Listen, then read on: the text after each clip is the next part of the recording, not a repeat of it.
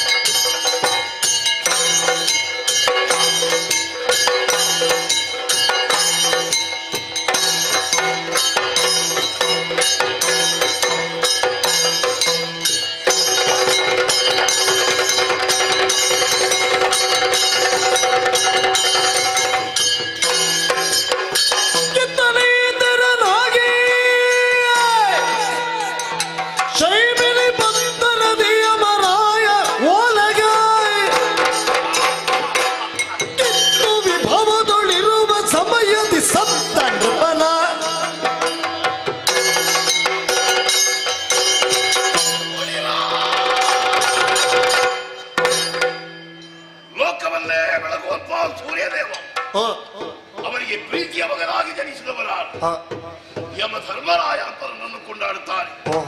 ಮೂರು ಮೂರ್ತಿಗಳು ನಮ್ಮ ಯೋಗ್ಯತೆಯನ್ನಳೆದು ಈ ಶೈಬಿನಿ ಅಧಿಕಾರವನ್ನು ಕೊಟ್ಟಿದ್ದಾರೆ.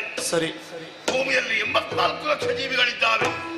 ಅವುಗಳಲ್ಲಿ ಅಮೃತ ಪುತ್ರರು ಎನಿಸಿಕೊಂಡಂತಹ ಮಾನವರು ಹುಟ್ಟಿದಂದಿನಿಂದ ಸಾಯುವಲ್ಲಿಯವರೆಗೆ ಯಾವ ರೀತಿಯ ಧರ್ಮವನ್ನು ಆಚರಿಸುತ್ತಾರೆ, ಯಾವ ಕರ್ಮದಲ್ಲಿ ಪಾಲ್ಗೊಳ್ಳುತ್ತಾರೆ, ಯಾವ ಪಾಪವನ್ನು ಮಾಡ್ತಾರೆ ಎಂಬುದನ್ನು ಈ ಶೈಬಿನಿಯಲ್ಲಿ ಬರೆದಿಡಲಾಗುತ್ತದೆ. ಆಯುಷ್ಯ ಮುಗಿದ ಕ್ಷಣವೇ ಅವರ ಪ್ರಾಣವನ್ನು ಹರಣ ಮಾಡಿ ಇಲ್ಲಿ ಎಳ್ಕೊಂಡು ಬಂದು ಅವರನ್ನು ವಿಚಾರಣೆ ಮಾಡಬೇಕಾಗ್ತದೆ. ಪುಣ್ಯಾತ್ಮರಿಗೆ ಅವರು ಮಾಡಿದಂತಹ ಪುಣ್ಯಕ್ಕೆ ಸರಿಯಾದಂತಹ ಫಲ ನಾವು ಕೊಡ್ತೇವೆ. ಸರಿ, ಕೆಲವು ಬ್ರಹ್ಮಭಕ್ತರಿದ್ದಾರೆ, ಅವರನ್ನು ಸತ್ಯಲೋಕಕ್ಕೆ ಕಳುಹಿಸಿಕೊಡ್ತೇವೆ. ಕೆಲವರು ಹರಿಭಕ್ತರಿದ್ದಾರೆ, ಅವರನ್ನು ವೈಕುಂಠಕ್ಕೆ ಕಳುಹಿಸಿಕೊಡ್ತೇವೆ. ಹರಭಕ್ತರಾದರೆ ಕೈಲಾಸಕ್ಕೆ.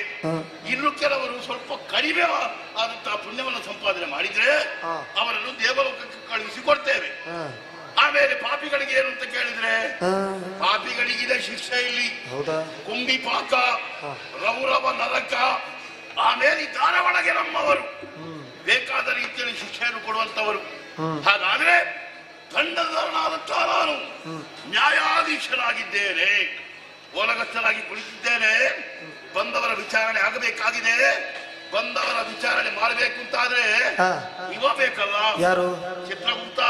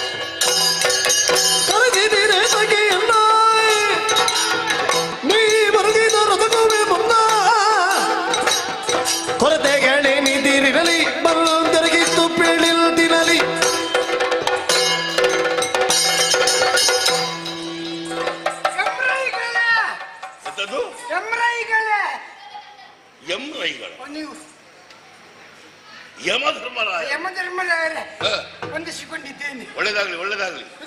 ಹೌದೇನೋ ನೀನು ಬಂದು ಬಹಳ ಸಂತೋಷದಿಂದ ಕುಣಿಯುವುದಕ್ಕೆ ಪ್ರಾರಂಭ ಮಾಡಿದ್ಯಲ್ಲ. ಹೌದೌದು. ಈಗ ಅಪಸವ್ಯವಾಗಿ ಯಾಕೆ ಕುಣಿದದ್ದು ನೀನು? ಅಪಸವ್ಯವಾಗಿ ಯಾಕೆ ಕುಣಿದದ್ದು? ಆಗ್ಲಿಲ್ವಾ? ಬಾ ಇಲ್ಲಿ. ಯಾಕೋ ತಡ? ತಡ ಯಾಕೆ? ತಡ ಅಂತ ಇಲ್ಲ ರಾಯರೇ. ಹೊತ್ತಿಗೆ ಸರಿಯಾಗಿ ನಿಷ್ಠೆಯಿಂದ ದುಡಿಯುವವ ನೀನು. ಹೌದು. ಚಿತ್ರಗುಪ್ತ ಅಂತ ಕರೆದ ಮೇಲೆಯೇ ನೀನು ಓಡೋಡಿಕೊಂಡು ಬಂದಿದ್ದಿ. ಹೌದೌದು. ಯಾಕೆ ತಡ ಮಾಡಿದ್ದಿ? ಯಾಕಂದ್ರೆ ನಮ್ಮ ಭೂಲೋಕದಿಂದ ಬರುವಂತ ಆತ್ಮಗಳು ಅವುಗಳ ವರದಿಯನ್ನು ನಿಮಗೆ ಒಪ್ಪಿಸಬೇಕಲ್ಲ. ಹೌದು. ಅದು ಸರತಿ ಸಾಲನೆಲ್ಲ ನಿಲ್ಲಿಸಿ ಬಂದದ್ದು. ಓ, ಒಂದೇ ಸಮನೆ ಕರೆಯುವುದಕ್ಕಾಗುವುದಿಲ್ಲ. ಇಲ್ಲ ಇಲ್ಲ ಇಲ್ಲ, ಸರದಿ ಪ್ರಕಾರವಾಗಿ ಕರೆದರೆ ನ್ಯಾಯ ತೀರ್ಮಾನ ಮಾಡುವುದಕ್ಕೆ ಒಳ್ಳೇದಾಗ್ತದಲ್ವಾ? ಹಾಗಾದ್ರೆ ಸರದಿ ಪ್ರಕಾರವಾಗಿ ನಿಲ್ಲಿಸಿದ್ಯಾ? ನಿಲ್ಲಿಸಿದ್ದೇನೆ. ಪ್ರಾರಂಭಿಸುವುದಾ? ಪ್ರಾರಂಭಿಸುದ್ರೆ ಒಂದೊಂದೇ ಪ್ರಯತ್ನವನ್ನು ಹೇಳ್ಕೊಂಡು ಬರ್ತೀಯಾ? ಬರ್ತೇನೆ. ಬಾ ನೋಡೋಣ. ಹೋಗು.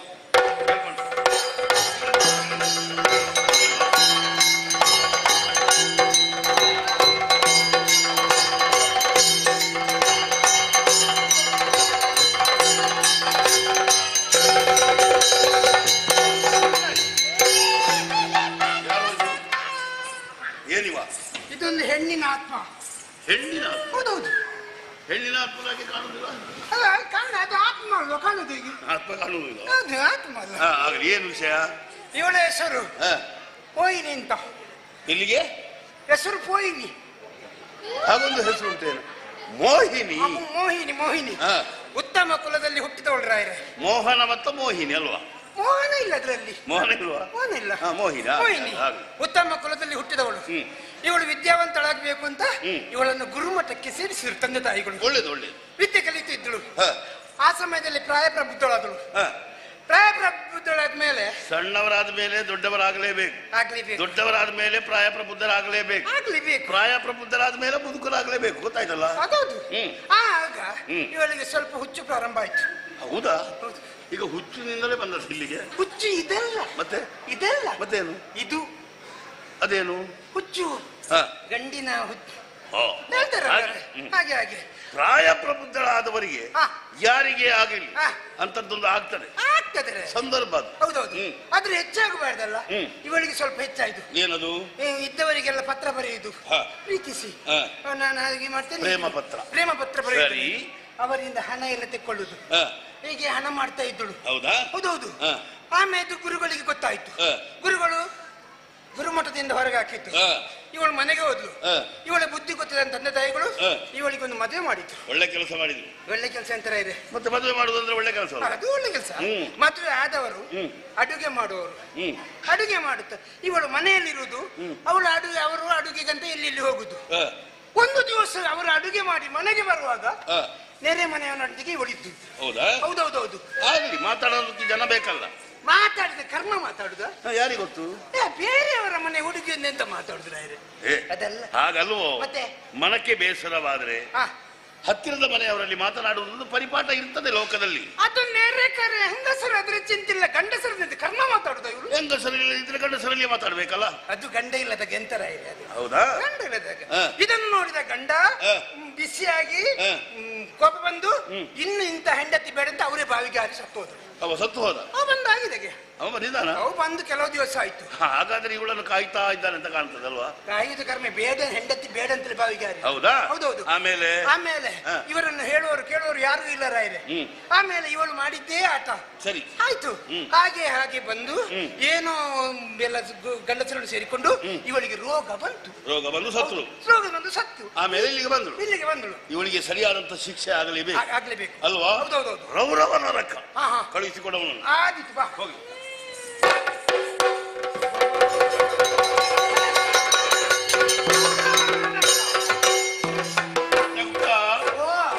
ಪ್ರೇತಗಳ ವಿಚಾರಣೆ ಆಯ್ತಾ?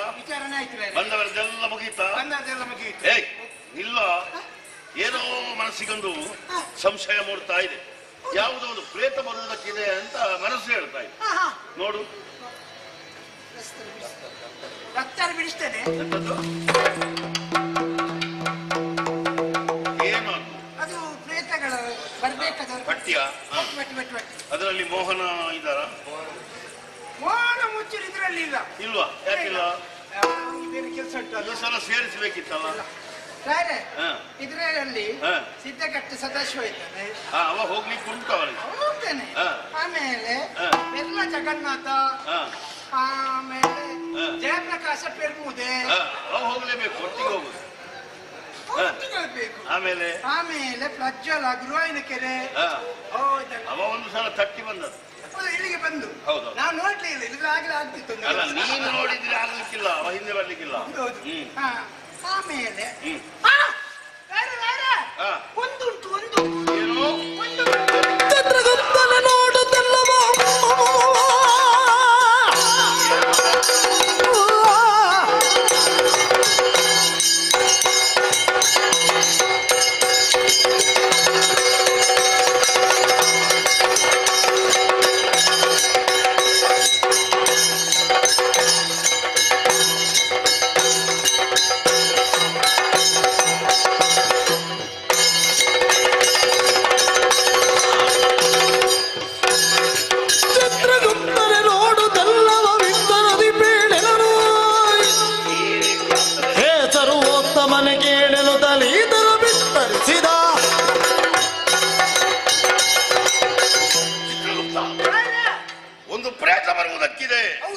ಅಂದ್ರೆ ಅದು ನಮಗೆ ಅಪಮಾನ ಅಲ್ವೇನೋ? ಮೂರು ಮೂರ್ತಿಗಳು ಕೊಟ್ಟಂತಹ ಕೆಲಸದಲ್ಲಿ ಇಷ್ಟರವರೆಗೆ ಯಾವ ತಪ್ಪನ್ನೂ ಎಸಗಿದವೆ ಅವನಲ್ಲ ಅಲ್ವೇ? ಹಾಗಾಗಿ ಇವತ್ತೊಂದು ಪ್ರೇತ ಬರುವುದಕ್ಕಿದೆ ಅಂತಾದ್ರೆ ಅದು ನಮಗೊಂದು ಪ್ರಶ್ನಾರ್ಥಕ ಚಿಹ್ನೆ ಅಂತ ಆಗುವುದಿಲ್ವಾ? ಕೆಲಸದಲ್ಲಿ ನಾವು ತಪ್ಪಿದ್ದೇವೆ ಅಂತ ಆಗುವುದಿಲ್ವಾ? ಹಾಗಾಗ್ಲೇಬಾರ್ದು ಅಂತಾದ್ರೆ ನೀನೊಂದು ಕೆಲಸ ಮಾಡ್ಬೇಕು. ಈಗಲೇ ಭೂಮಿಗೆ ಇಳಿಬೇಕು. ಭೂಮಿಗೆ ಇಳಿದು ಆ ಪ್ರೇತವನ್ನು ಹುಡುಕಬೇಕು. ಹುಡುಕಿ ಅದರ ಕೊರಳಿಗೆ ಪಾಶ ಹಾಕಿ ದರ ಎಳೆದುಕೊಂಡು ಬರ್ಬೇಕು. ಹೋಗ್ತೀಯಾ? ಹೋಗು ಹೋಗು ಹೋಗು ಹೋಗು. ಇಲ್ವಾ? ಇದೇನು ಪಾಯಸ? ನಿನ್ನ ಬೊಜ್ಜಕ್ಕೆ ಇದು ಪಾಶ. ಇಳಿ ಪಾಶ. ಇಳಿ ಭೂಮಿಗೆ, ಹುಡುಕು ಪ್ರೇತವನ್ನು, ಹಾಕು ಕೊರಳಿಗೆ, ಹೇಳ್ಕೊಂಡು ಬಾ.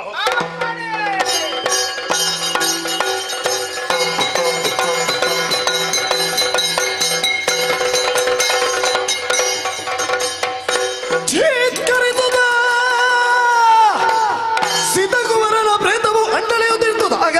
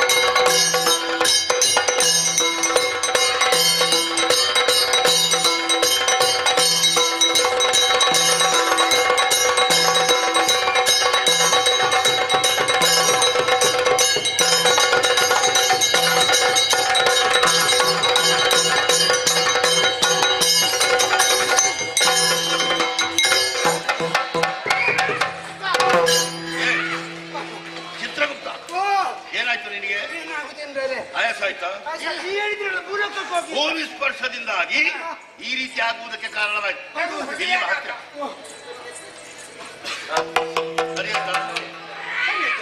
ನಾನು ಕೈ ಮುಟ್ಟಿದ್ದೆ ಸರ್, ಬೇರೆ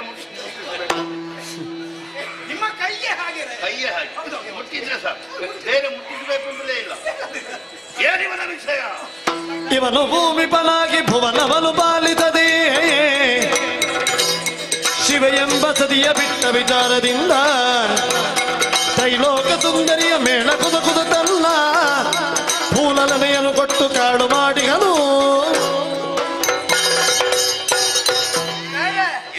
ಇದೊಂದು ಗಂಡಿನ ಆತ್ಮ. ಗಂಡಿನ ಆತ್ಮ? ಹೌದೌದು. ಸರಿ.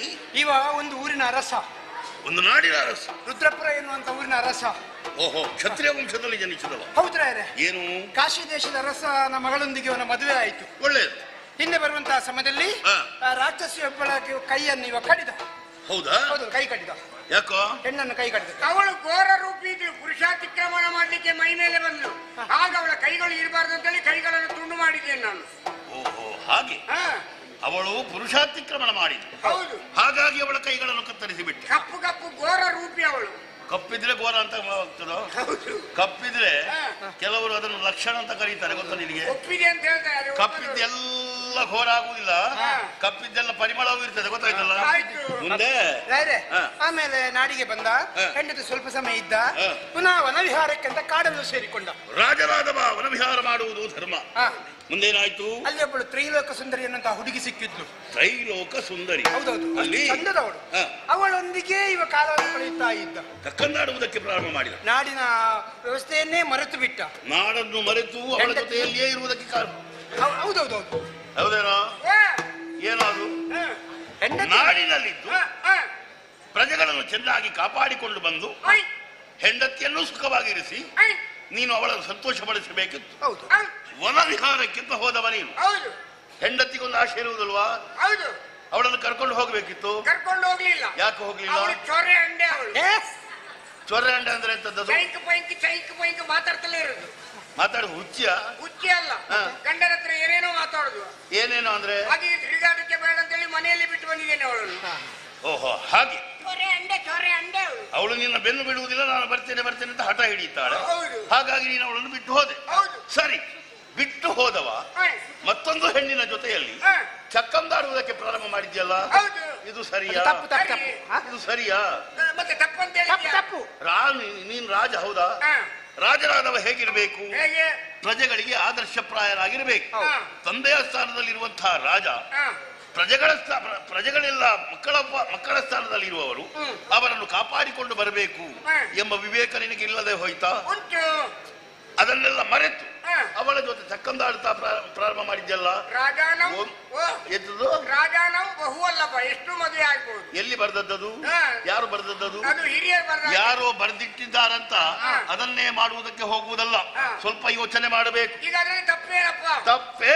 ಒಂದು ಗಂಡಸಾದವನಿಗೆ ಹೆಂಡತಿಯ ಜೊತೆಯಲ್ಲಿ ಮತ್ತೊಂದು ಹೆಣ್ಣಿದರೆ ಅಪರಾಧ ಅಲ್ವೇ? ಅಪರಾಧ. ನೀವು ಸರಿಯಾ? ನಾನು ಹೇಳ್ತೇನೆ, ನೀನು ರಾಜನಾಗಿದ್ದವ ಹೌದಾ? ಪ್ರಜೆಗಳಿಗೆ ಏನಾಗಬೇಕು? ತಂದೆ ಸ್ಥಾನ. ತಂದೆ ಹೇಗಿರ್ಬೇಕು? ಆದರ್ಶಪ್ರಾಯನಾಗಿರ್ಬೇಕು. ನಿನ್ನನ್ನು ನೋಡಿ ಪ್ರಜೆಗಳು ಕಲಿಯಬೇಕು. ರಾಜನಾದವ ಹೀಗಿದ್ದಾನೆ, ನಾವು ಅನ್ಯಾಯವನ್ನ ಮಾಡಬಾರದು ಎಂಬುದನ್ನು ಯೋಚನೆ ಮಾಡಿ ಮುಂದಡಿಯಬೇಕು ಅವರು. ಆದ್ರೆ ನೀನು ಹೆಂಡತಿಯನ್ನು ಕಟ್ಟಿಕೊಂಡು ಮತ್ತೊಬ್ಬಳ ಜೊತೆಯಲ್ಲಿ ಚಕ್ಕಂದಾಡುವುದಕ್ಕೆ ಪ್ರಾರಂಭ ಮಾಡಿದ್ದಿಂತಾದ್ರೆ ಪ್ರಜೆಗಳು ಮಾಡುವುದು ಅದನ್ನೇ ಅಲ್ವಾ? ಅವರಿಗೆ ಶಾಸನ ವಿಧಿಸ್ತೇನೆ ನಾನು. ನೀನು ಕರ್ಮ ಶಾಸನ ಇಡಿಸುವುದು. ತಪ್ಪು ಹೋಗ್ಬಾರ್ದು ಅಂತ ಹೇಳಿ ನಾನು ಮಾಡಬಹುದು. ಏನ್ ಮಾಡಬಹುದು? ಈಗ ನೀವು ಹೇಳುದು ಹೆಂಡತಿಯ ಜೊತೆಯಲ್ಲಿ ಗಂಡಸಾದವನಿಗೆ ಮತ್ತೊಂದು ಹೆಣ್ಣಿದ್ರೆ ಅಪರಾಧ ಅಂತ ಹೇಳುದಲ್ವ? ಅಪರಾಧವೇ. ಅಪರಾಧ ಅಲ್ವೇ ಅಲ್ಲ? ಹೌದದು. ಸರಿ, ಭೂಲೋಕದತ್ತ ಒಮ್ಮೆ ಗಮನವನ್ನು ಹರಿಸಿ ನೋಡಿ ನೀವು. ಏನು ಭೂಲೋಕದಲ್ಲಿದೆ? ನಾವು ಸಂಚಾರ ಮಾಡುವ ದೊಡ್ಡ ವಾಹನಕ್ಕೆ 6 ಚಕ್ರಗಳಿದ್ದರೂ ಒಂದು ಹೆಚ್ಚಿನ ಚಕ್ರವನ್ನು ಮೇಲಿಡುವುದಿಲ್ವಾ? ಎಂತದ್ದು? ನಾವು ಸಂಚಾರ ಮಾಡುವ ದೊಡ್ಡ ವಾಹನಕ್ಕೆ 6 ಚಕ್ರಗಳಿದ್ದರೂ ಒಂದು ಚಕ್ರವನ್ನು ಮೇಲಿಡುವುದಿಲ್ವಾ? ಯಾಕೆ? ಒಂದು ಪುಯ್ಯ ಆದ್ರೆ ಬೇಡವೆ? ಮಗನೇ, ಅದು ಯಾವುದದು? ಯಾವುದು? ಅದು ವಾಹನ ಹೌದು ಅಲ್ವಾ? ನಾವು ರಾಜಮಹಾರಾಜರು ಸಂಚಾರ ಮಾಡುವ ಕುದುರೆ ಗಾಡಿಗೆ 6 ಚಕ್ರಗಳಿರ್ತದೆ. ಅದು ಪುಯ್ಯ ಆಗುವುದು ಹೇಗೆ? ಒಂದು ಎಲ್ಲಂದ್ರೆ ಅಡ್ಡಗೋಲು ಮುರಿದು ಹೋದ್ರೆ, ಅಡ್ಡಗೋಲು ಮುರಿದು ಹೋದ್ರೆ ಮತ್ತೊಂದು ಅಲ್ವಾ? ಕೀಲಿ ಕೈ ಮುರಿದು ಹೋದ್ರೆ ಮತ್ತೊಂದು ಕೀಲಿ, ಮತ್ತೊಂದು ಚಕ್ರ. ಮಗನೇ ಏನೋ ಯಮನನ್ನೇ ತಲೆ ಮೇಲೆ ತಲೆ ಕೆಳಗೆ ಮಾಡುವುದಕ್ಕೆ ನೋಡ್ತೀಯಾ? ಇಲ್ಲ ಮತ್ತೆ ಎಂಕಪ್ಪ ಅದು ಯಾರು? ಇವ್ರು ನನ್ನ ಮಗ ಅಂತ ಕರೆದಿಲ್ಲ, ಇವ್ರು ಯಮ ಎಂಬ. ಏಯ್ ಅಧಿಕ ಪ್ರಸಂಗಿ, ನೀನು ಮಾಡಿದ್ದು ತಪ್ಪು ಅಂತ ನಾನು ಹೇಳುವುದಕ್ಕೆ ಬಂದಿದ್ದೇನೆ. ಆಮೇಲೆ ಏನಾಯ್ತು? ಆ ಕೈ ಕುಡಿದ ಎಂತ ಹೆಣ್ಣು ಅವನ ಅಣ್ಣನಲ್ಲಿ ದೂರ ನಿತ್ತಳು.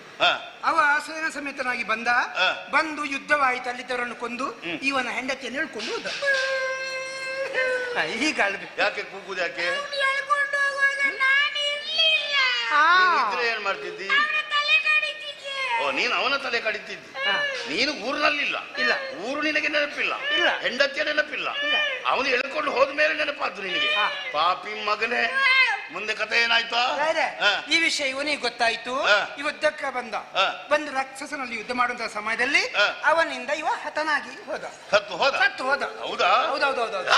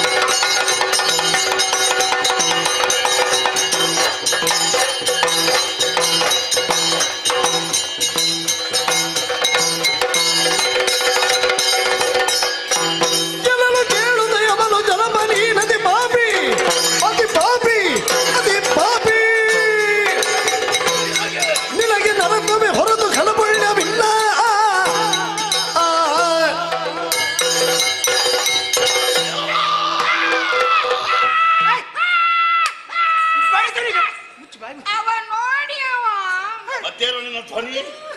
ಎಲುಬಿನ ಹಂದರ ಕೀರಲು ಧ್ವನಿ ಸೈಬಿರಿಯ ಗಡಗಡನೆ ಹೇಳುತ್ತದೆ.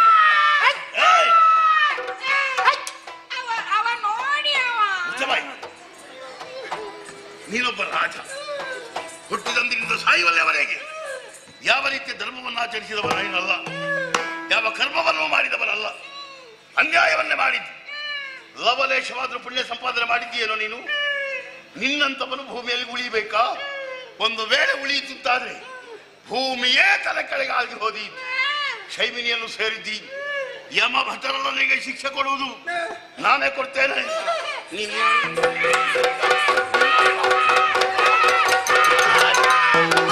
ಸಭಕಾಲದೊಳಿವನು ಬಾಬ ಚುತ್ತದಿ ಚಿವೆಯಾಯಿ ಭಾವಿಸುತ್ತಲಳಿದುದು ಜೀವಿತದ ಪುಣ್ಯ.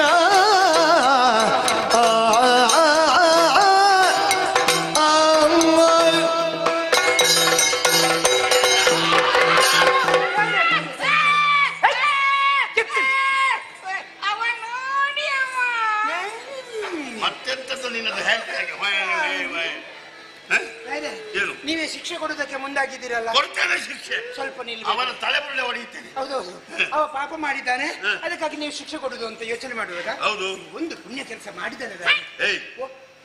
ತಲೆ ಸರಿ ಉಂಟು ನಿನಗೆ? ನಾನು ಯಾರು ಕರ್ಕೊಂಡು ಬಂದ? ಯಾರು ನಿನ್ನನ್ನು? ಇಲ್ವಾ? ಎಲ್ಲಿಗೆ? ಮತ್ತೆಂತರ ಇಲ್ಲಿಗೆ ನಾನೇ ಕರ್ಕೊಂಡು ಬಂದದ್ದು. ಅವ ಮಾಡಿದ್ದನ್ನೆಲ್ಲ ಬರೆದಿಟ್ಟದ್ದು ಯಾರು? ನಾನೇ. ಅದನ್ನು ಓದಿದ್ಯಾರು? ನಾನೇ. ಲವಲೇಶವಾದ್ರೂ ಪುಣ್ಯ ಇತ್ತ ಅದರಲ್ಲಿ? ಅದರಲ್ಲಿ ಇಲ್ಲ, ಮತ್ತೆ ಬೇರೆ ಒಂದು ವಿಷಯದಲ್ಲಿ ಉಂಟು. ಪುಣ್ಯ ಸಂಪಾದನೆ ಆಗಿದೆ ಅಂತ ಹೇಳ್ತೀಯಲ್ಲ?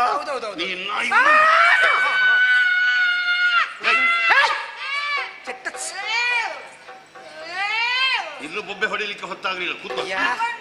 ಯಾವ ಗಾಡಿ ಅಡಿಗೆ? ಏನಾಯ್ತು? ಏನಾಯ್ತು?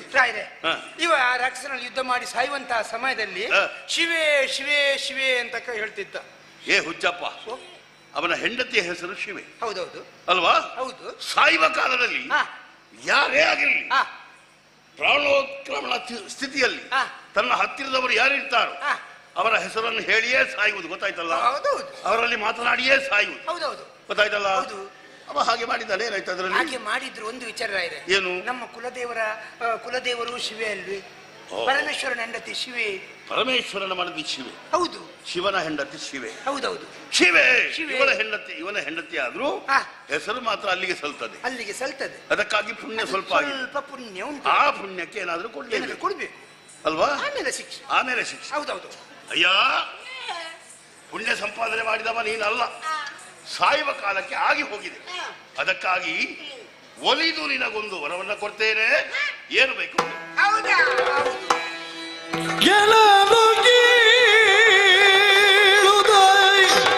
ಕರಗೆಳೆರಡನು ಮುಗಿದು ತರಣಿತು ತೆಗೆದ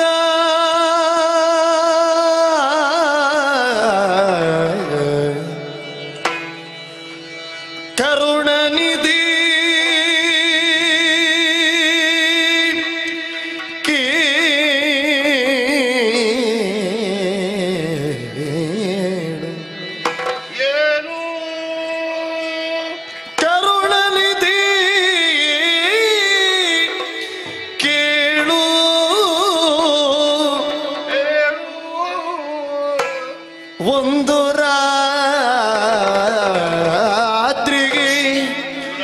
ಒಂದು ರಾತ್ರಿಗೆ ತರುಣಿ ಮಣಿ ರಂಭೆ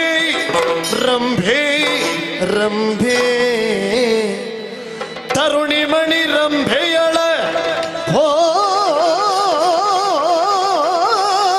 ಹೋಗವನು ಕರುಣಿಸಲು ಬೇಕು. ತರುಣಿ ಮಣಿ ರಂಭೆಯಳ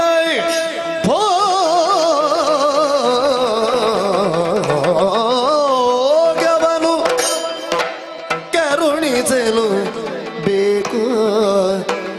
ಜನಗೆ ವರವದಿ ಬೇರೆ ಬೇಡನನು ಬೇರೆ ಬೇಡ ಎನಲು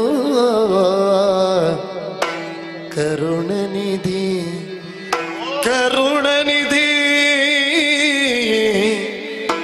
ಕೇಳು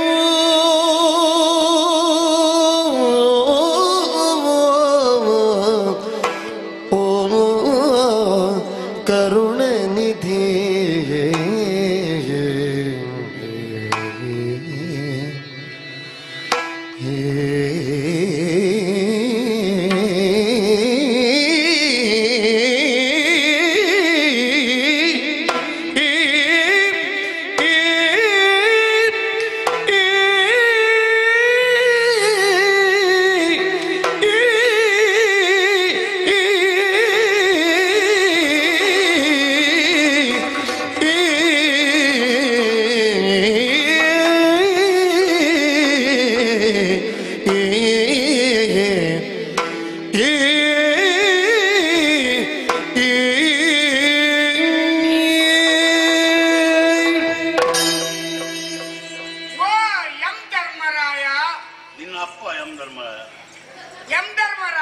ಯಮಧರ್ಮರಾಯ.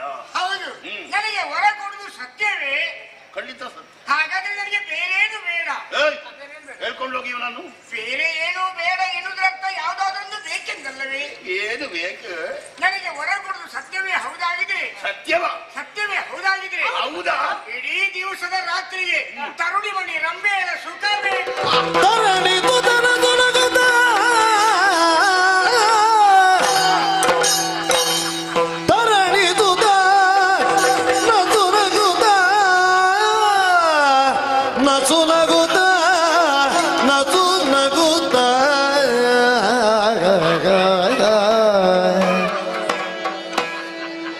ಆಗಲಿ ಕರಿದಿವನ ಅವಳಿರುವ ಮನೆಯೊಳಗಿರಿಸುತ್ತ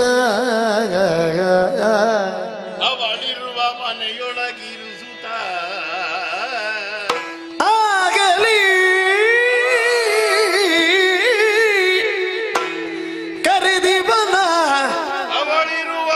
ಮನೆಯೊಳಗಿರಿಸುತ್ತ ಉದಯಕ್ಕೆ ತನ್ನಿರಿನಿ ಭಟರೀದಿದರು ಕೊಂಡು ತರಳಿದುದ ಮಧು ನಗುದ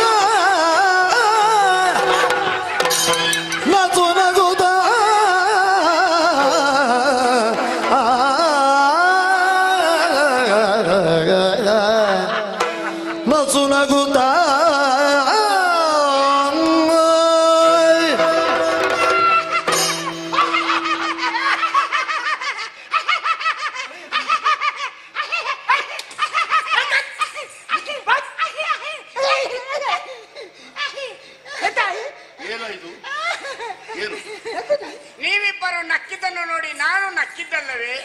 ನಾವು ನಕ್ಕಿ ನಕ್ಕುವುದಕ್ಕೆ ನನ್ನನ್ನು ಸೇರಿಸಬೇಡ, ನೀನೊಬ್ಬನೇ ನಕ್ಕಿದ್ರೆ ಸಾಕು. ನಾನು ನಕ್ಕಿದ್ದಲ್ಲ. ನಗಾಡಿ ಇವನಾಡುವಂತಹ ಮಾತನ್ನು ಕೇಳುವಾಗ ನಗು ತಡೆಯುವುದಕ್ಕಾಗಲಿಲ್ಲ.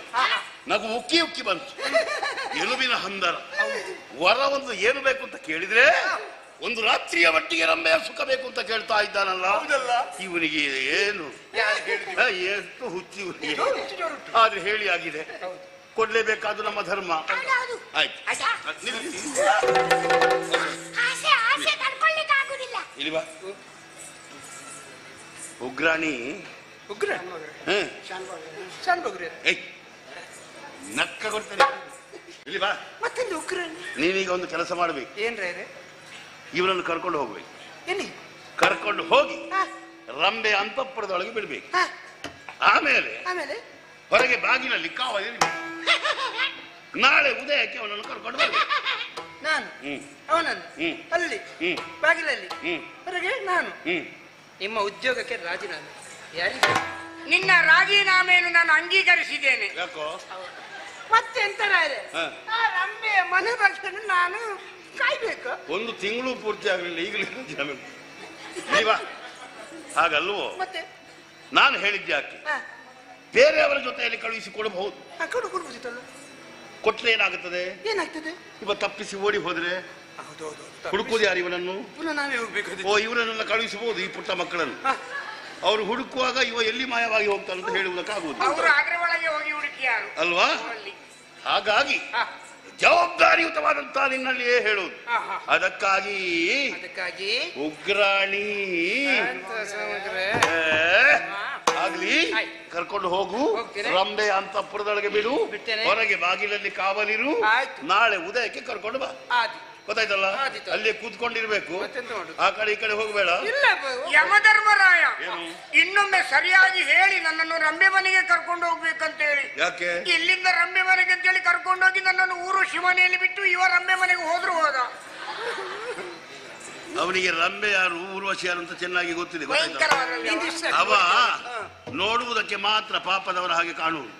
ಅವ ಏನೆಲ್ಲ ಮಾಡಿದ್ದಾನೆ ಅಂತ ಲೆಕ್ಕ ಇನ್ನು ಸಿಗಬೇಕಂತೆ. ಅದರಲ್ಲಿ ಭಯಂಕರ ಯೋಚನೆ ಮಾಡ್ಬೇಕು. ಕರ್ಕೊಂಡು ನೀ ಭಯಂಕರ ಮಾರೆ ಭಾಗದಲ್ಲಿ ಭಯಂಕರ. ನನ್ನನ್ನು ಮರ್ಯಾದೆಗೆ ಕರ್ಕೊಂಡು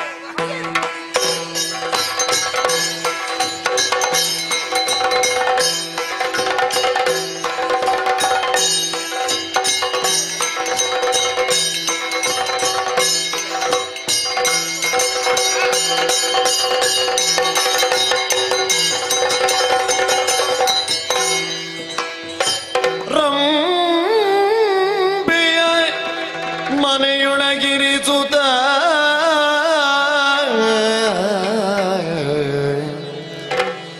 ಮುಂಬರಿಯಲು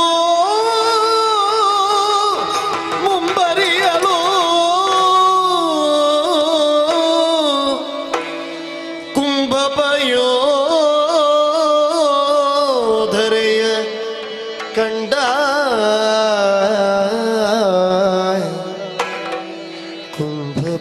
ಕುಂಭಪಯೋಧರೆಯ ಕಂಡ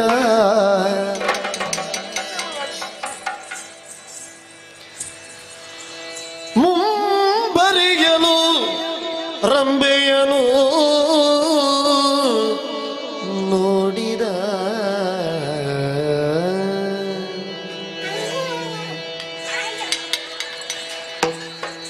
ರಂಬೆಯನು ನೋಡಿದ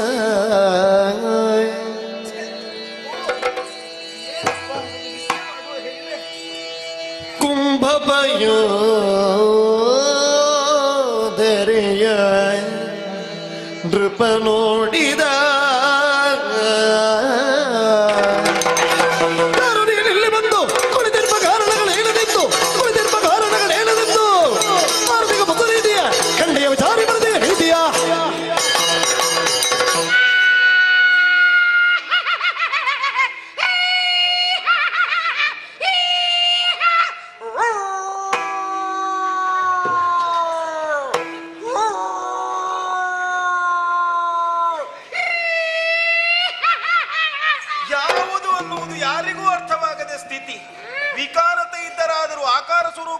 ಸ್ವರ್ಗದಲ್ಲಿ ಸ್ಥಾನವನ್ನು ಪಡೆಯುವುದು ಸತ್ಯ. ಆದ್ರೆ ಸ್ವರ್ಗಕ್ಕೂ ಪ್ರೇತ ಬಾಧೆಯೇ. ನಿದ್ದೆ ಮಾಡಬೇಕು ಅಂತ ನಾನು ಮುಂದುವರಿದ್ರೆ ನನ್ನ ಏನ ಎಲ್ಲಿಂದ ಬಂದವ ನೀನು? ಯಾಕೆ ಹೀಗೆ ಮಾಡ್ತಾ ಇದ್ದಿ? ನನ್ನ ಅಂತಃಪುರಕ್ಕೆ ಹೇಗೆ ಬಂದೆ ನೀನು? ಯಾರು ಬಿಟ್ಟು ರಂಭೆ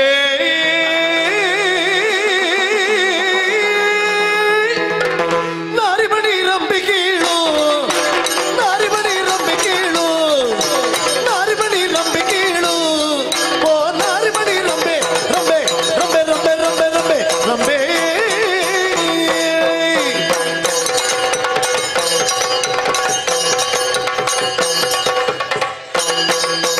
ನಾರಿಮಣಿ ರಂಬೆ ಕೇಳು.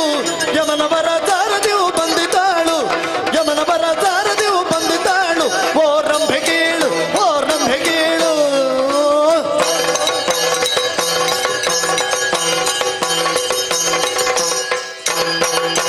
ಈ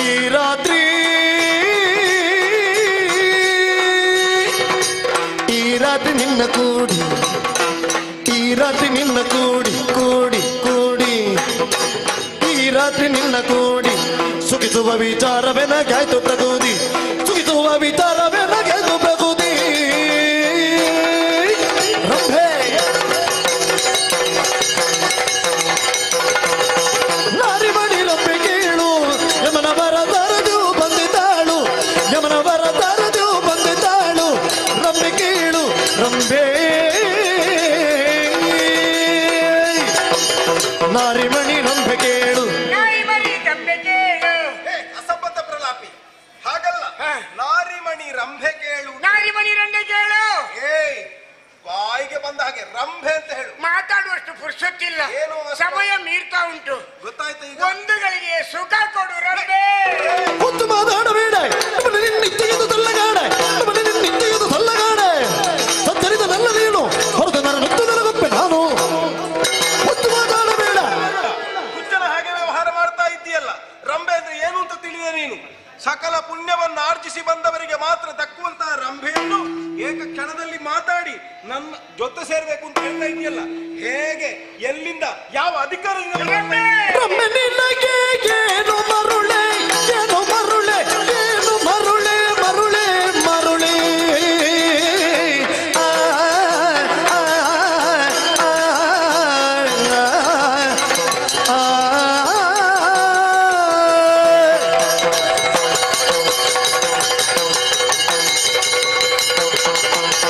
ರಂಬೆ ನಿನಗೆ ಏನು ಮರುಳೆ, ಏನು ಮರುಳೆ, ಮರುಳೆ ಮರುಳೆ.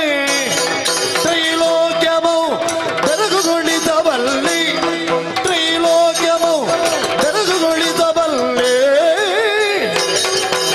ಕಂಬು ಕಂಡಿನಿ ಬರಿದೆ, ಕಂಬು ಕಂಡಿನಿ ಬರಿದೆ. ನರಪಾಪಿ ಎಂಬನಿಗೆ ಬಿಡು ಸಾರಿದೆ, ನರಪಾಪಿ ಎಂಬನಿಗೆ ಬಿಡು ಸಾರಿದೆ, ಬಿಡು ಸಾರಿದೆ.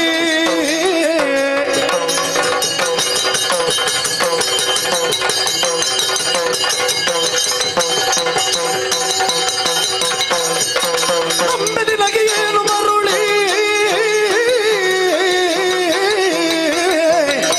ರಂಬೆ ಮರುಳೆ ಮರುಳೆ ಮರುಳೆ.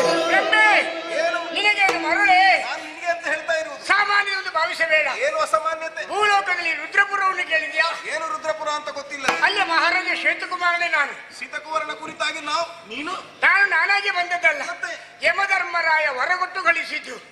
ಆ ಯಮಧರ್ಮರಾಯನ ವರದ ಬಗ್ಗೆ ನಿನ್ನ ಅಭಿಪ್ರಾಯ ಏನು? ಯೋಚನೆ ಮಾಡಿ ಹೇಳು. ಎನಲು ಯೋಚಿಸಿ ರಂಬೆ, ಯೋಚಿಸಿ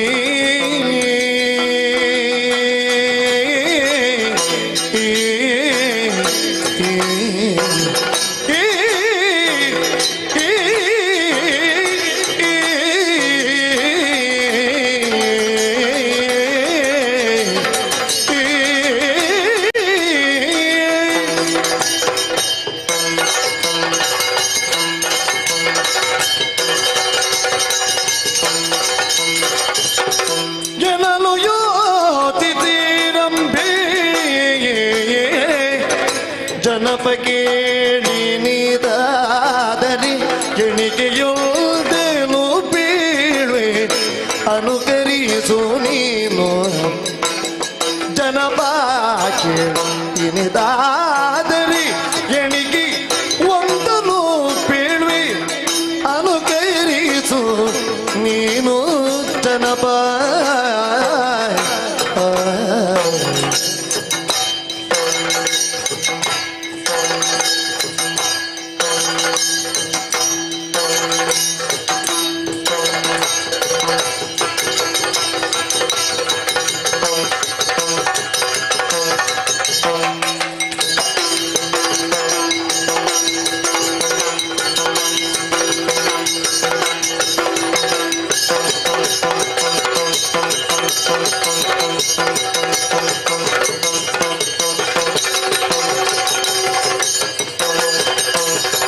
ಪಂಚಾಕ್ಷರಿಯ ಮಂತ್ರ ಪಂಚಕೋಟಿಯ ಸಂಖ್ಯೆ ಪಂಚಾಕ್ಷರಿಯ ಮಂತ್ರ ಪಂಚಕೋಟಿಯ ಸಂಖ್ಯೆ ಪಂಚಬದಲನ ಧ್ಯಾನ ವರ್ತಿಸದೆ ಮಾಡು ಪಂಚಬದಲನ ಧ್ಯಾನ ವರ್ತಿಸದೆ ಮಾಡು ವಂಚಿಸದೆ ಮಾಡು ವಂಚಿಸದೆ ಮಾಡು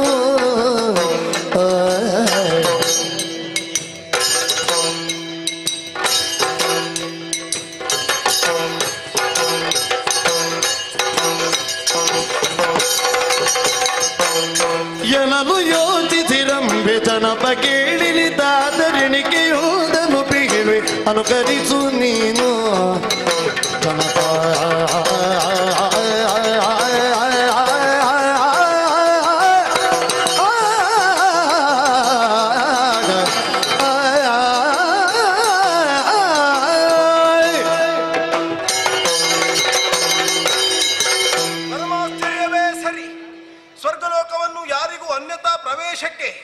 ಸಾಧ್ಯವೇ ಇಲ್ಲ. ಕೆಲವು ಬಾರಿ ರಕ್ಕಸರು ಪ್ರವೇಶ ಮಾಡುವುದುಂಟು. ಆದರೂ ಪುಣ್ಯದ ಸಂಪಾದನೆ ಇದ್ದರೆ ಮಾತ್ರ ಅದು ಸಾಧ್ಯ. ಹಾಗೊಂದು ವೇಳೆ ಇವನಿಗೆ ಇಂತಹ ಯೋಗ ಬರಬೇಕು ಅಂತಾರೆ, ದೇಹವಿಲ್ಲದೆ ಇದ್ದರೂ ಆಡುತ್ತಿರುವ ಮಾತಿನಲ್ಲಿ ಸ್ಪಷ್ಟತೆ. ರುದ್ರಪುರದ ರಸ ಅಂತ ಹೇಳ್ತಾ ಇದ್ದಾರೆ, ಯಮನ ಅನುಗ್ರಹ ಅಂತ ಹೇಳ್ತಾ ಇದ್ದಾರೆ. ಯಮನ ಆಳಾಗಿ ವ್ಯವಹರಿಸಬೇಕಾದ ನಮಗೆ ಇವನ ಆಡಿದ ಮಾತನ್ನು ಪೂರೈಸಿಕೊಡಬೇಕಾದ್ದು ಸತ್ಯವೇ. ಹಾಗೆಂದು ಯೋಚಿಸದೆ ಮುಂದುವರಿಯುವ ಹಾಗಿಲ್ಲ. ಹಾಗಾಗಿ ಅವನಲ್ಲೇ ನುಡಿಸುವೆ. ಮೈ ಮೇಲೆ ಬೀಳಬೇಡ. ಆದ್ರೂ ನೀನಿದ್ದಲ್ಲಿಗೆ ನಾನು ಬಂದಿದ್ದೇನೆ, ತಡ ಮಾಡಬೇಡ. ಊರಿನಲ್ಲಿ ಎಷ್ಟೋ ಮಂದಿ ಇದ್ದವ್ರು ನಾನು ನೋಡಿದ್ದೇನೆ. ಮನೆಯಲ್ಲಿ ಗೊಂಬೆ ಅಂತಿರುವ ಹೆಂಡತಿಯನ್ನು ಬಿಟ್ಟು ರಂಬೆ ಬೇಕಂತೇಳಿ ಕೊಂಬೆ ಹಿಡಿದು ನೇತಾಡಿದವರಿಗೂ ರಂಬೆ ಸಿಗಲಿಲ್ಲ. ಏನು ಕೇವಲ ರಂಬೆ ಇದ್ದಲ್ಲಿಗೆ ನಾನು ಬಂದಿದ್ದೇನಲ್ಲ, ಅದರಲ್ಲಿ ನನ್ನನ್ನು ಕಂಡಾಗ ನೀನು ಕುಣಿದು ಕುಪ್ಪಳಿಸಿ ಬಿಟ್ಟೆ. ಎಷ್ಟು ಚಂದ ಕುಣಿದಿದ್ದೀನಿ ನೀನು. ದೇವಲೋಕದಲ್ಲಿ ರಂಬೆ ಕುಣಿತಾಳೆ ಅಂತ ನಾನು ಕೇಳಿದ್ದೇನೆ. ಆದ್ರೆ ಕುಣಿದದ್ದು ಇವತ್ತೇ ನಾನು ನೋಡಿದ್ ಬಿಟ್ರೆ ಬೇರೆ ಎಲ್ಲಿಯೂ ನೋಡ್ಲಿಲ್ಲ. ಹೇಗಾಯ್ತು? ಭರತಋಷಿ ಪ್ರಣೀತವಾದ ನಾಟ್ಯ ಶಾಸ್ತ್ರದ ಬಗ್ಗೆ ಭೂಲೋಕದಲ್ಲಿರುವಾಗ ನಾನು ಕೇಳಿದ್ದೇನೆ. ಋಗ್ವೇದದಿಂದ ಅಭಿನಯವನ್ನು, ಸಾಮವೇದದಿಂದ ಸಂಗೀತವನ್ನು, ಅಥರ್ವ ವೇದದಿಂದ ರಸವನ್ನು ಗ್ರಹಿಸಿ ಮಾಡಿದ 5ನೇ ವೇದವೇ ನಾಟ್ಯಶಾಸ್ತ್ರದ ಮೂಲ ಅಂತ ಹೇಳಿದ್ದಾರೆ. ಅದೆಲ್ಲವನ್ನೂ ನಿನ್ನಲ್ಲಿ ಕಂಡು ನಾನು ತೃಪ್ತನಾದೆ. ನಾಟ್ಯ ಅಂತ ಹೇಳಿದ್ರೆ ಕೇವಲ ಕೈಕಾಲು ಅಲ್ಲಾಡಿಸಿದ ಮಾತ್ರಕ್ಕೆ ಕೀಲುಗಳು ಎಷ್ಟು ಉಂಟು ಅಂತ ಪ್ರದರ್ಶನ ಮಾಡಿದ ಮಾತ್ರಕ್ಕೆ ನಾಟ್ಯ ಎಂದು ಕರೆಯಲ್ಪಡುವುದಿಲ್ಲ. ನಾಟ್ಯ ಶಾಸ್ತ್ರದ ಬಗ್ಗೆ ಹೇಳಿದ್ದಾರೆ. ಕಾಲ ಬೆರಳುಗಳ ಒಳ ಗಣಿತದಿಂದ ಬೆರೆತು, ನಡುವಿನ ಲೇತದ ಅಳೆತಗಳಿಂದ ಬಳಿತು, ಕುಡಿ ಬುಡ ನಡುಗಳೆಂಬ ನೇತ್ರ ತ್ರಿಭಾಗಗಳಿಂದ ಕಳೆದುಂಬಿ, ಹುಬ್ಬಿನಿಂದುಬ್ಬಿ ಕಿರೀಟವಿಟ್ಟ ನರ್ತನವು ನಾಭಿ ಮೂಲದಿಂದೆದ್ದು ಎದೆಯಲ್ಲಿ ಹದಬಡಿದು ಕೊರಳಲ್ಲಿ ನುಣುಪುಗೊಂಡು ಕಂಠಸ್ಥಾಳುವದಿ ಸ್ಥಾನಗಳ ಲಚ್ಚೊಡೆದು ಹಾಡಿನಲ್ಲಿ ಪಾಡಿದ ನರ್ತನವನ್ನು ವಿಶೇಷ ಅಂತ ಹೇಳಿದರೆ ಅದನ್ನೆಲ್ಲವನ್ನು ಕಂಡು ತುಂಬಿಕೊಂಡೆ ನಾನು. ಧರ್ಮ್ಯಂ ಯಶವಾಯುಷ್ಯಂ ಹಿತಂ ಬುದ್ಧಿ ವಿವರ್ಧನಂ ಲೋಕೋಪದೇಶ ಜನನಂ ನಾಟ್ಯಮೇತಾ ಭವಿಷ್ಯತಿ ಅಂತ ಒಂದು ಮಾತುಂಟು. ನಾಟ್ಯದ ಮೂಲಕವಾಗಿ ಲೋಕದ ಸಕಲ ಡೊಂಕನ್ನು ತಿದ್ದುವುದಕ್ಕೆ ಸಾಧ್ಯ ಉಂಟು. ಪುರಾಣಾದಿ ಜ್ಞಾನವನ್ನು ಲೋಕಕ್ಕೆ ಕೊಡುವುದಕ್ಕೆ ಸಾಧ್ಯ ಉಂಟು. ಹಾಗಾಗಿ ನಾಟ್ಯ ಎನ್ನುವುದನ್ನು ಯಾರು ಹೀಗಳೆಯುವ ಹಾಗಿಲ್ಲ.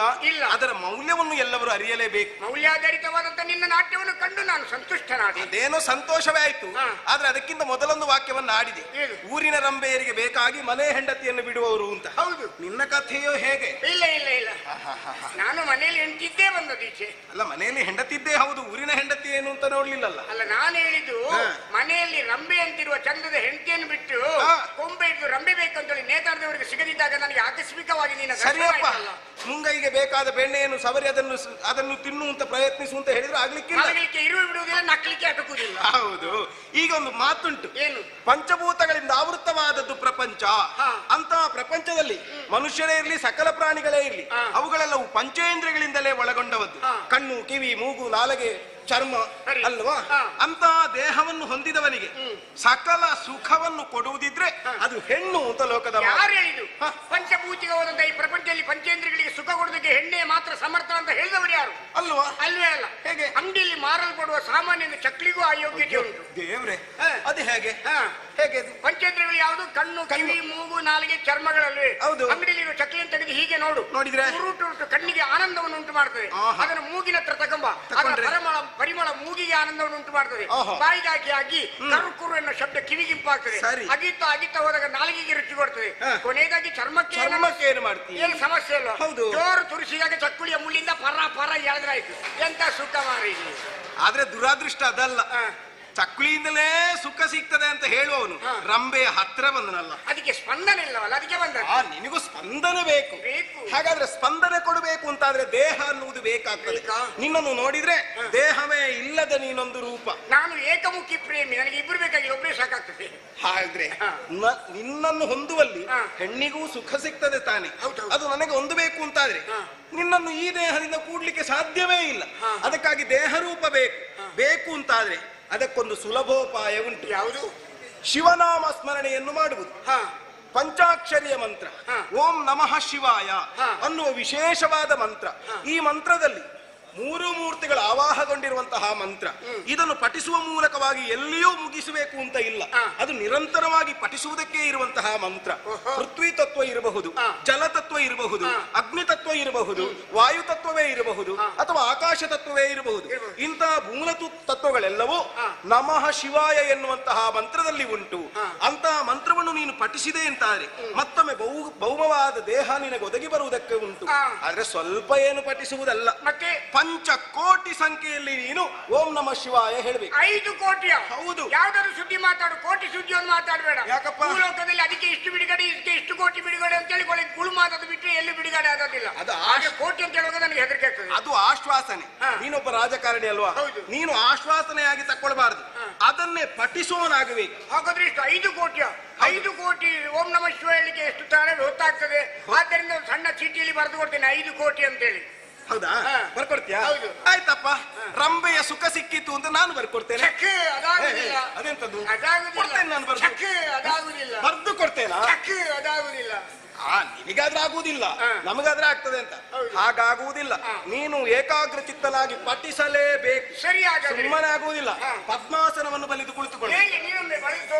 ಎಡಗಾಲಿನ ಮೇಲೆ ಬಲಗಾಲ ನೀಡಬೇಕು ಅಲ್ವಾ? ಹಾಗಾಗಿ ಇದ ನಾನು ಕೂತ್ಕೊಳ್ತೇನೆ. ಎಡಗಾಲನ್ನು ಬಲಗಾಲಿನ ಮೇಲೆ ಇಡಬೇಕು.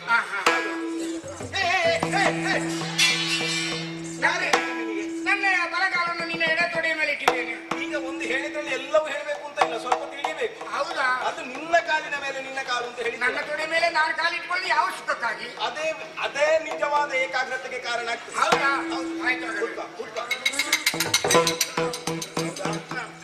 ನಾನು ಹೇಳ್ತೇನೆ, ಹೇಳಿದಂತೆ ನೀ ಹೇಳಬೇಕು. ಸರಿ. ಕೈ ಮುಗಿದು ಕುಳಿತುಕೋ. ನಮಃ ಶಿವಾಯ. ಓಂ ನಮಃ ಶಿವಾಯ. ಓಂ ನಮಃ ಶಿವಾಯ. ಓಂ ನಮಃ ಶಿವಾಯ. ಓಂ ನಮಃ ಶಿವಾಯ. ಓಂ ನಮಃ ಶಿವಾಯ. ಓಂ ನಮಃ ಶಿವಾಯ.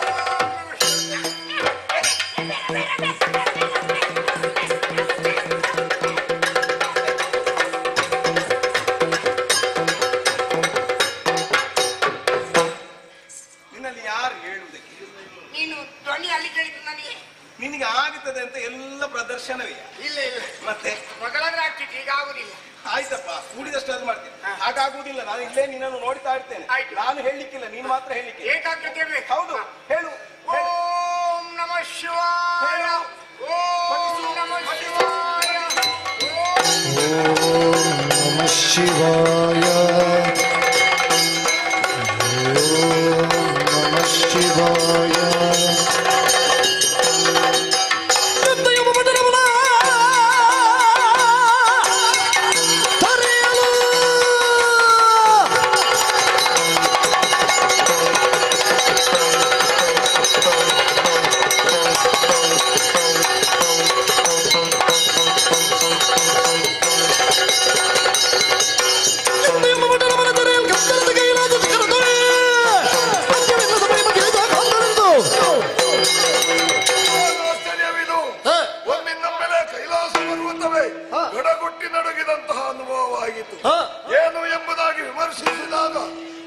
ಅಂತಕನ ದೂತರಿಗೆ ಕಿಂಚಿತ್ತೂ ದಯವಿಲ್ಲ. ಪಾಶವನ್ನು ಹಾಕಿ ಸೆಳೆದೊಯ್ಯುತ್ತಾ ಇದ್ದಾರೆ. ಸರಿಯಾದ ಶಾಸ್ತಿಯನ್ನು ಮಾಡಬೇಕು. ಸುಬ್ರಹ್ಮಣ್ಯ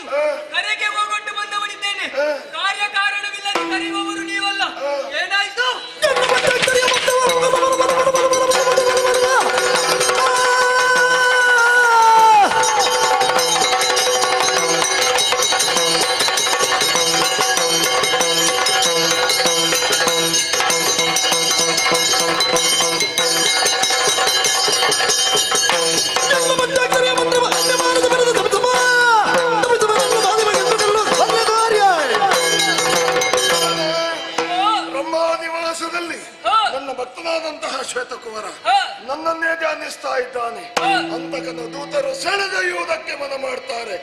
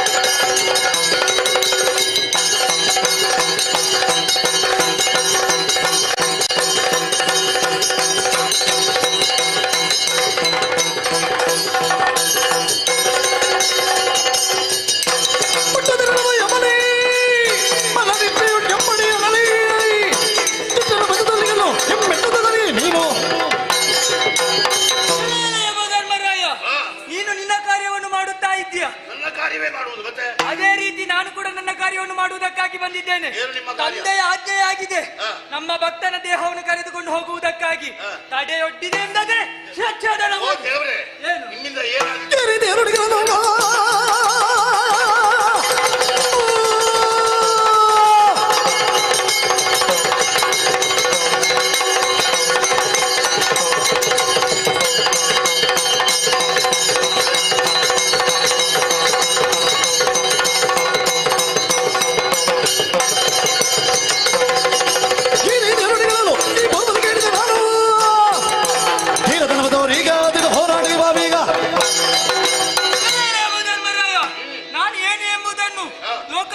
ಚಿಕ್ಕದಿರುವಾಗಲೇ ತೋರಿಸಿಕೊಂಡವನಿದ್ದೇನೆ. ಹುಟ್ಟಿದ 7 ದಿವಸದಲ್ಲಿ ತಾರಕನನ್ನು ಕೊಂದವನು.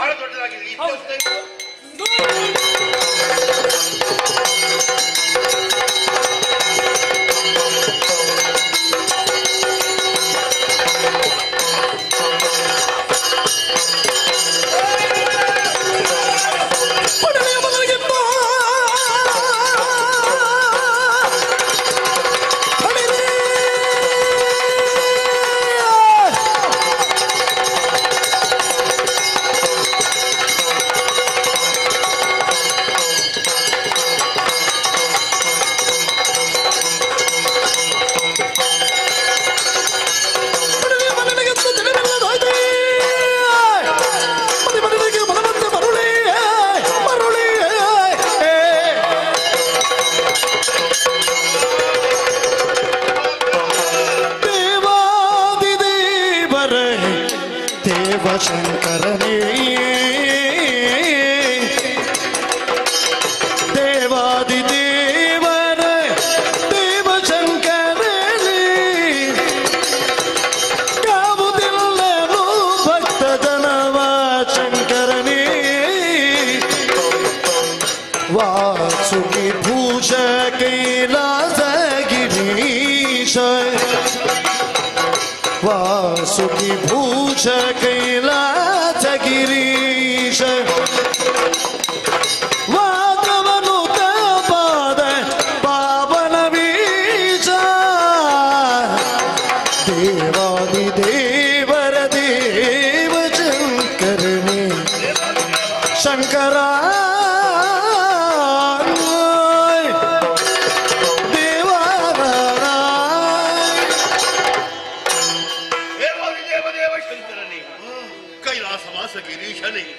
ಭಕ್ತಜನ ಬಂಧುವೇ ನಾಗಭೂಷಣನೇ ಚಂದ್ರ ಚೂಡನೆ ರುಂಡಮಾಲಾಧರನೆ ಓ ಮಲ್ಲಿಕಾರ್ಜುನನೇ ತ್ರಿಶೂಲಧಾರಿಯೇ ಏನು ಸ್ವಾಮಿ ಕುಪಿತಗೊಂಡಂತಹ ನೀನು ಕೈಯಲ್ಲಿ ತ್ರಿಶೂಲವನ್ನು ಧರಿಸಿ ನಿನ್ನ ಭಕ್ತನಾದಂತಹ ಯಮನನ್ನು ಶಿಕ್ಷಿಸುವುದಕ್ಕಾಗಿ ಓಡೋಡಿಕೊಂಡು ಬಂದೆ ಸ್ವಾಮಿ. ಕಣ್ಣನ್ನು ಕೆಂಗಣ್ಣಾಗಿಸಿ ಲೋಕವನ್ನೇ ಸುತ್ತೇನೆಂಬ ಭಾವನೆಯಿಂದ ನನ್ನೊಂದಿಗೆ ಬಂದು ನಿಂತಿದೆಯಲ್ಲ ದೇವರೇ, ನಾನು ಮಾಡಿದ ತಪ್ಪಾದ್ರು ಏನು ಸ್ವಾಮಿ, ಏನಾಯ್ತು ದೇವರೇ? ಗಿರಿತು ನುದಿಸುವ ಯಮನ ಭಕ್ತಿಗೆ ಫಣಿವಿ ಪೂಜನ ನುಲಿದು ಕ್ಷಮಿಸುವೆ ಜನಪಗಾಯ್ತಾಯುಷ್ಯವರ್ಧನ ಆಯ್ತಾಯುಷ್ಯವರ್ಧನ ಹೋಗು ಹೋಗು ನೀನೆನಲು ಇನಿತು ನುತಿಸುವ ಯಮನ ಭಕ್ತಿಗೆ ಫಣಿವಿ ಭೂಷಣ ನುಲಿದು ಜನಿಸುವೆ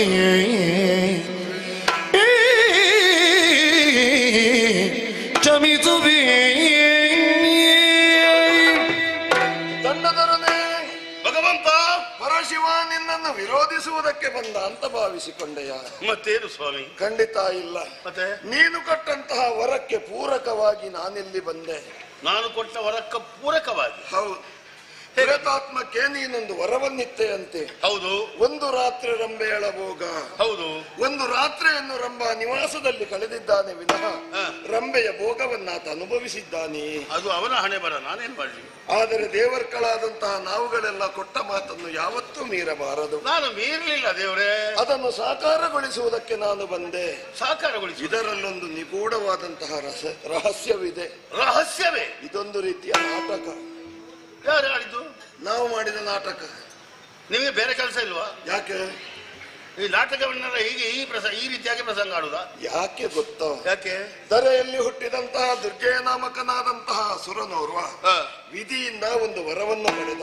ಏನು ದೇವರೇ? ಅವನ ಕೈಯಿಂದಲೇ ಸತ್ತು ಆಮೇಲೆ ಬದುಕಿ ಬಂದವನಿಂದ ಮರಣ. ಅವನನ್ನು ಕೊಲ್ಲಿಸುವುದಕ್ಕಾಗಿ ಜನಸಾಮಾನ್ಯನೋರ್ವನನ್ನು ನಾವು ಆರಿಸಿಕೊಂಡ್ರೆ ಜನಸಾಮಾನ್ಯನಿಗೆ ದುರ್ಜಯನನ್ನು ಕೊಲ್ಲುವುದಕ್ಕೆ ಸಾಧ್ಯವೇ? ಒಂದು ವೇಳೆ ಜನಸಾಮಾನ್ಯ ದುರ್ಜಯನನ್ನು ಕೊಂಡ್ರು ಹೆಸರು ಮಾತ್ರ ಅವನಿಗೆ ಇರುವುದಿಲ್ಲ, ಬದಿಯಲ್ಲಿದ್ದವನಿಗೆ ಮಾತ್ರ ಅಲ್ವಾ? ಆದ್ದರಿಂದ ಪ್ರತಿಷ್ಠಿತ ವ್ಯಕ್ತಿಯೇ ಆಗಬೇಕೆಂಬ ಕಾರಣಕ್ಕಾಗಿ ರುದ್ರಪುರಾಧೀಶನಾದಂತಹ ಇವನನ್ನು ಆರಿಸಿಕೊಂಡೆವು. ಆಗ್ಲಿ ದೇವರೇ. ಒಂದು ಬಾರಿ ಅವನ ಕೈಯಿಂದ ರತನಾದಂತಹ ಈತನಿಗೆ ಜೀವದಾನವನ್ನು ಮಾಡಿ ಪುನರಪಿ ದುರ್ಜಯನನ್ನು ವಧಿಸುವುದಕ್ಕಾಗಿ ಮಾಡಿದ ನಾಟಕವಿದು. ಆಗ್ಲಿ ದೇವರೇ. ಮತ್ತೊಂದು ಯೋಚನೆ ಮಾಡು. ಏನು? ಒಂದು ಬಾರಿ ಪ್ರಾಣೋತ್ಕ್ರಮಣ ಸ್ಥಿತಿಯಲ್ಲಿ ಅವನು ವಜಿಸಿದಂತಹ ಶಿವೆಯ ನಾಮ ಅದು ಪ್ರಾಣೋತ್ಕ್ರಮಣ ಸ್ಥಿತಿಯಲ್ಲಿ ತಪ್ಪಿ ಬಂದದ್ದು. ಆದರೂ ಅದಕ್ಕೆ ಪುಣ್ಯ ಫಲವಿದೆ ಎಂಬುದಾಗಿ ಭಾವಿಸಿ ವರವನ್ನು ನೀನು ಕೊಟ್ಟೆ. ದೇವರ ಮೇಲೆ ಎಷ್ಟು ಭಕ್ತಿ ಇದೆ ನಮಗೆ. ಒಂದು ರಾತ್ರಿಯಲ್ಲಿ ಪಂಚವದನನಾದಂತಹ ನನ್ನ ಧ್ಯಾನವನ್ನು ಪಂಚಕೋಟಿಯ ತನಕ ಮಾಡಿದ್ದಾನೆ. ಅವನಲ್ಲಿ ಎಷ್ಟು ಪುಣ್ಯ ಸಂಚಯವಾಗಿರ್ಲಿಕ್ಕಿಲ್ಲ ನೋಡು. ಖಂಡಿತ. ಎಲುಬುಗಳೆಲ್ಲ ನುಗ್ಗಿ ಆಗಿದೆ ಅಲ್ವಾ? ಹಾಗಿದ್ರೆ ಅವನನ್ನು ಉದ್ಧರಿಸಬೇಕಾದ್ದು ದೇವರಾಗಿ ನನ್ನ ಕರ್ತವ್ಯವಲ್ವೋ? ಸತ್ಯ ದೇವರೇ. ಆದ್ದರಿಂದ ಯೋಚಿಸಬೇಡ. ತಡೆಯುವುದಕ್ಕಾಗಿ ನಾನು ಬರಬೇಕಾಯಿತು. ನಿನಗೇನಾದರೂ ಕಷ್ಟ ಬಂದ್ರೆ ಇದ್ದಲ್ಲಿಂದ ಒಂದು ಸಂದೇಶವನ್ನು ಕಳುಹಿಸು. ಎಂತ ದೇವರೇ? ಎಲ್ಲಿಗೆ ಸಂದೇಶ? ಏನು? ನೀವು ನಾಟಕ ಆಡುವಾಗ ನನಗೆ ಸುದ್ದಿಯೇ ಇಲ್ಲ. ಆಗ ಹೇಳಲಿಕ್ಕಿಲ್ಲ. 4 ಬೆನ್ನಿಗೆ ಬಾಲಿಸಿದ ಮೇಲೆ ಇದು ನಾಟಕ ಯಾಕೆ ಹೇಳಿಲ್ಲ? ದೇವರೇ ಯಾಕೆ ಹೇಳಿಲ್ಲ? ನಿಜವಾಗಿ ಅನುಭವಿಸುವವನಿಗೆ ಅಭಿನಯಿಸುವವನಿಗೆ ಮೊದಲೇ ಇಂಥ ಪಾತ್ರ ಅಂತ ಹೇಳಬಾರದು. ಇಲ್ಲಿ ಬಂದ ಮೇಲೆ ಹೇಳಬೇಕು ನಿನಗಿಂತ ಪಾತ್ರ. ಮತ್ತೆ ಸಿದ್ಧತೆ ಮಾಡಿಕೊಳ್ಬೇಡ? ಸಿದ್ಧತೆಯಲ್ಲೇ ಇರಬೇಕು ಯಾವಾಗಲೂ. ದೇವರೇ, ನೀವು ಹೇಳಿದಂತೆ ನಡೆದುಕೊಳ್ತೇನೆ. ನಾನಿಗೆ ಶೈಮಿನಿಗೆ ಹೋಗ್ಬೋದಲ್ವಾ? ಕೋಣ